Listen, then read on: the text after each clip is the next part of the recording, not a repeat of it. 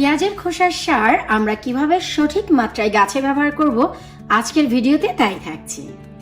Hello everyone, আসসালামু আলাইকুম। কাছে দূরে যে যেখান থেকে আমার ভিডিওটি দেখছেন সবাইকে ওয়েলকাম জানাচ্ছি আরও একটি নতুন ভিডিও দেখার জন্য।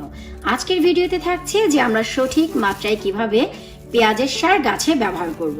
বেশ কিছুদিন আগে আমি একটি ভিডিও শেয়ার করেছিলাম আপনাদের সাথে, যেখানে দেখিয়েছিলাম পেঁয়াজের খোসায় কি কি এলিমেন্ট রয়েছে আর পেঁয়াজের খোসা দিয়ে আমরা ঘরোয়াভাবে কিভাবে একেবারে 100% খাঁটি সম্পূর্ণ সার বানাতে পারি। তো এই হচ্ছে সেই পেঁয়াজের খোসার সার যা আমি বানিয়েছি গত 2 সপ্তাহ আগে। আজ আমি ব্যবহার করতে যাচ্ছি আর আপনাদের সাথে শেয়ার করব যে পেঁয়াজের খোসার সার আপনারা কিভাবে গাছে ব্যবহার করবেন। এই যে আমরা পেঁয়াজের খোসার সার বানিয়েছি এর মানে কিন্তু এই নয় যে আমরা ধরেই গাছে ঢেলে দিয়ে দিতে পারবো, তা কিন্তু কখনোই নয়।